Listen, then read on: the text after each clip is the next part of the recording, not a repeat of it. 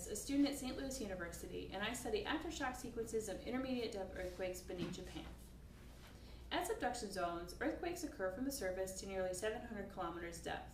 Below 60 kilometers, higher temperatures and pressures should prevent brittle fracture, suggesting there to be a different mechanism responsible for deep earthquakes.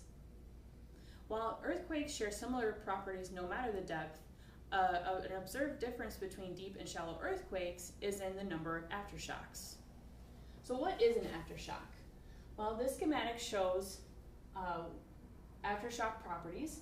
Before a large magnitude event, earthquakes are distributed randomly in space and time, and the cumulative number of earthquakes increases at a constant rate for a region. After a large magnitude event, smaller magnitude events occur that are spatially and temporally close to the main shock. These are called aftershocks. Their magnitudes decrease with time, and the cumulative number of earthquakes immediately following the main shock increases away from the background seismicity, and the rate of earthquakes spikes and then exponentially decays with time. I'll be showing you similar plots later in the data. Based on what an aftershock is, we ask the following questions. Do all intermediate depth earthquakes have aftershocks? What's the magnitude differential between the main shock and the largest aftershock? And when does a region return to the background seismicity?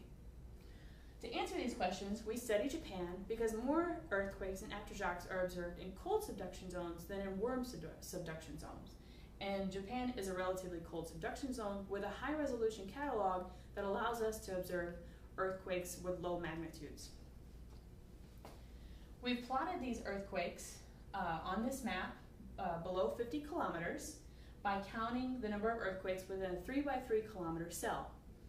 These earthquakes are subducting in the Pacific plate to the west, and the darker areas, the purple and blue, show a higher density of earthquakes than the green areas.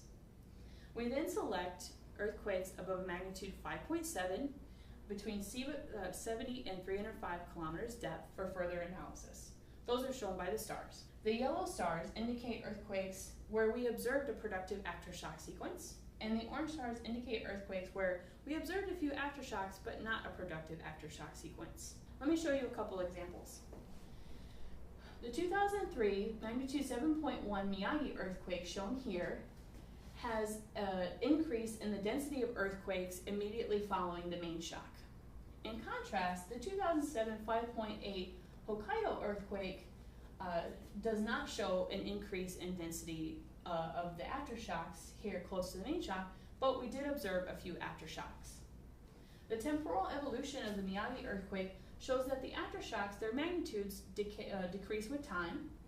The cumulative number of earthquakes immediately following the main shock increases sharply away from the background seismicity, and the rate of earthquake spikes and then exponentially decays with time, similar to the plots that I showed you here. The 2007 Hokkaido earthquake, in contrast, we can see that immediately following the main shock, there are a few aftershocks, but we don't see the same difference between the cumulative number of earthquakes and the background seismicity. So we can, based on these observations, we can answer our questions. Do all intermediate depth earthquakes have aftershocks? The answer is yes. We were able to observe aftershocks for all of our earthquakes, but we observed productive aftershock sequences for 7 of them. What is the magnitude differential between the main shock and the largest aftershock? Our data shows that the magnitude differential ranged from 0.9 to 3.7, but for most of our earthquakes, the main shock was 2 magnitude units more, sometimes 3 magnitude units higher than the largest aftershock. For shallow earthquakes, observations show that the magnitude differential is around 1, so this seems to be a real difference between deep and shallow earthquakes. And finally, when does a region return to the background seismicity level? Well, here we plotted our productive aftershock sequences. We plotted their decay with time, and we can see that they decay at a similar rate to one another, but the 2003 Miyagi earthquake, even after 13 years, still hasn't returned to background seismicity level.